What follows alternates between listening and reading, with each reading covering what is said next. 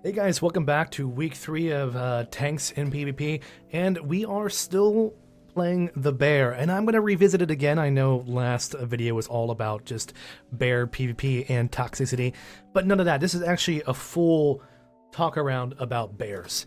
I pushed a lot. I did push rank 1 for a little bit, but we were down to rank 2. I will definitely push rank 1 this weekend on this guy. I'm having a lot of fun in the bear again, but I need to say this and come out and say I'm sorry. I have to say I'm sorry. I have to apologize. I was wrong. Do not ever touch Druid of the Claw. Never. Stop it. Ignore that last video.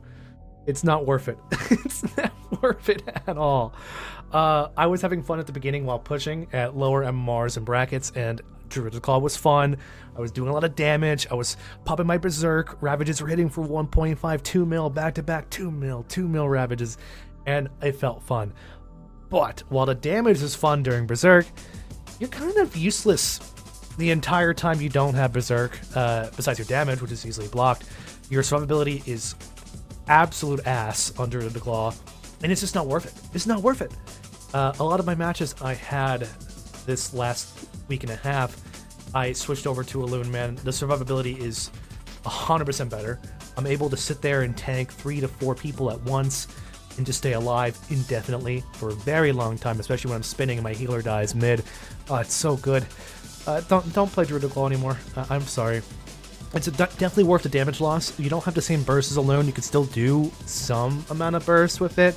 If you get some procs with Elune, Fury of Elune, and your Moonfire's going during Incarn. But I highly just don't touch Druid of the Claw anymore. There is no scenario I will ever recommend playing Druid of the Claw. Because it's funny, I was super excited for it. Just don't do it. Don't do it anymore. It was fun.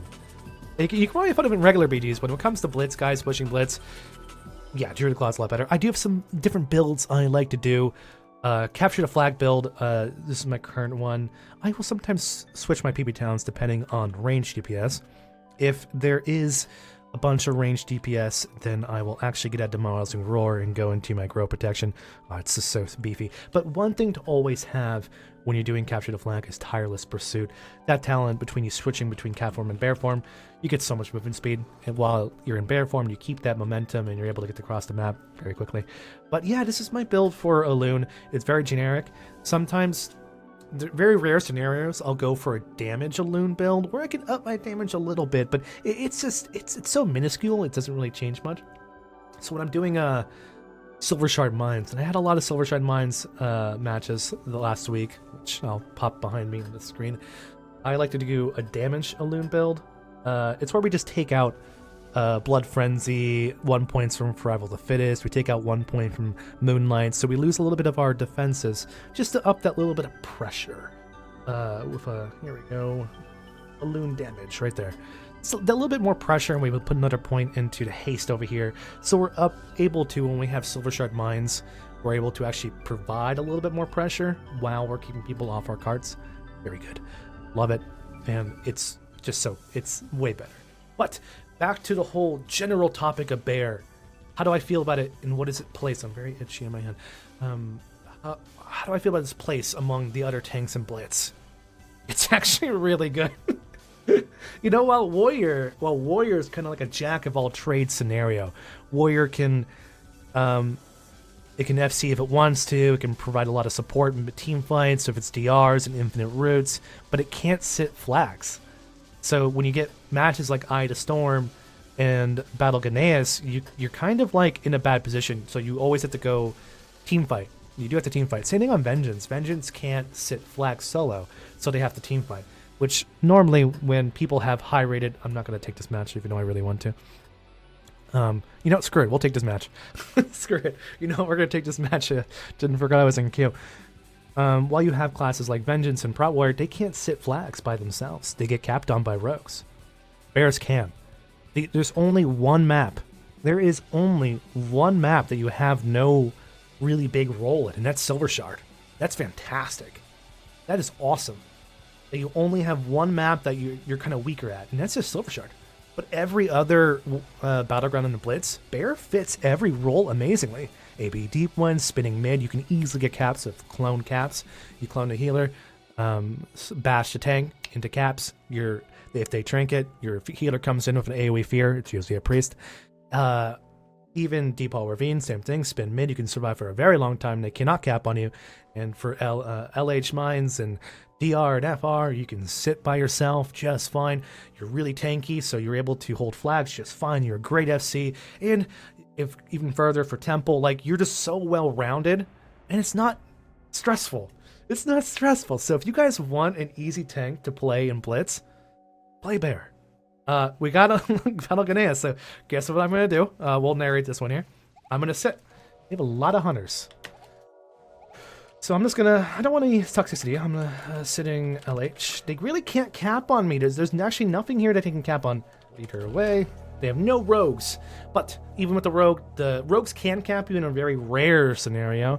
But long story short, the major thing you fear the most when you're a bear, when you're sitting Lighthouse or mines or wherever you're sitting, two things: your nemesis, Searing Glare and Clone. Those two are your #1 counters, as your Barkskin Brambles will no longer affect the target during Clone, and nothing goes through Searing Glare at all. Literally nothing. You just sit there and take it. As far as I'm aware from my studying, someone could correct me if I'm wrong. Let me make sure I'm going to my defensive build here. Someone can correct me if I'm wrong, but as far as I'm aware, nothing goes through Searing Glare. So those are your two #1 enemies to watch out for. But generically speaking, we're still very fantastic. So a super easy match here. I might cut it short and revisit it. We're owning it up, team fight. I'm having a good time. I don't want to, like, you can, honestly, you should probably stay on the flag in case you do get trapped. Because, like, if you get, here's the thing about Feral, like, if one of the hunters comes over and I get revealed over here and stun trapped, then I have to trinket because I'm not on it. So just stand on the cart. Stand on the flag. It may be like, oh wow, I don't want to stand on the, because I don't want to get caught out of stealth. Do it. It doesn't matter. For a hunter, you don't want to get caught out of stealth over here. That's bad. You're over here getting caught out of stealth. He's gonna stun trap you, and then you have to trinket. But if I get stun trapped over here, guess what? I don't have to trinket. I can hit Barkskin. I don't have to trinket over here. I can just hit Barkskin. Right.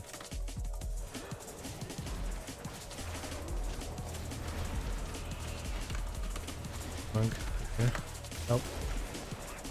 Okay, we're gonna hit Brambles here. That's going off. So he cannot cap with the Brambles up. None of them can. I'm chilling, and they're getting melted still.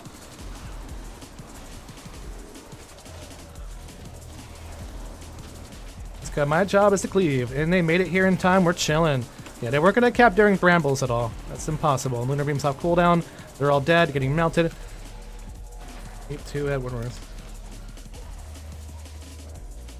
I have trinket and everything still. We're gonna have everything got wiped out. Yeah, they're chilling. They couldn't cap for me. That's impossible. Alright, we're gonna 3 stealth here. It's fine. I said rogue, but that was definitely a monk. I'm a meat shield. I'm not allowed to lead the flag because if some CT happens where I get CC'd at all I have to do is hit Barkskin. Never hit Barkskin early. So imagine if we got that Ring of Frost there and I wasn't even on the flag. That'd be very bad. So I just sit on the flag. Our priest is hitting. There. You never want to lead the flag. There's really no reason to. I feel like the only scenario you could lead the flag is like a warrior and be on the flag. There is zero reason again to be on it.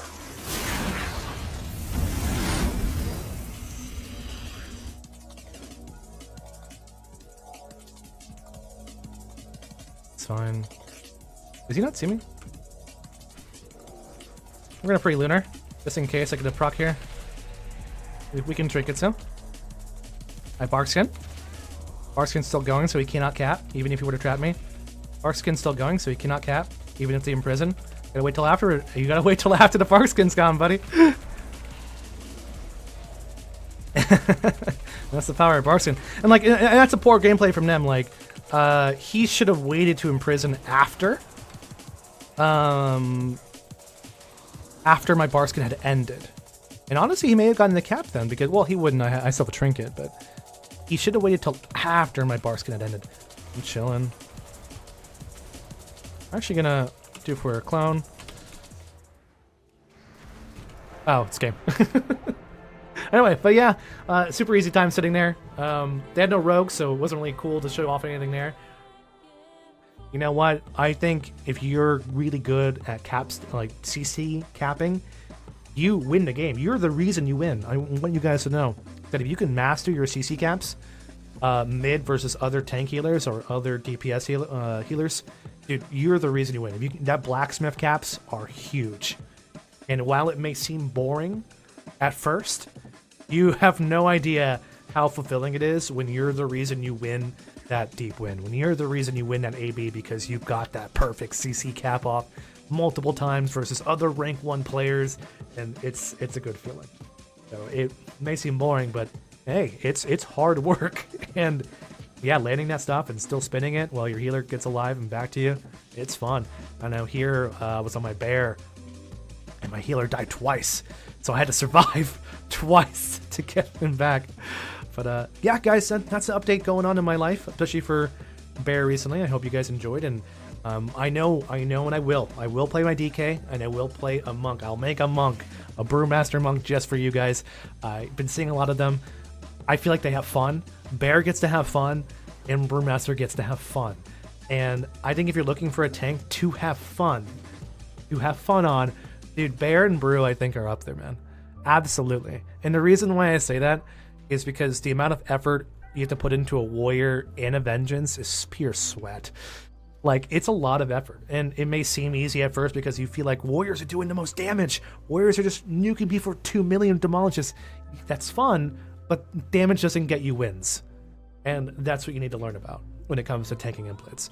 Blitz is pure objective based, so if your tank can fulfill these objectives, hell yeah. They can't, because as a warrior, I can't sit bases alone, and it sucks. I'm so easily capped on if I get blind full stun locked. If I don't perfectly put a Ravager between locks, in between caps, I lose, and it sucks.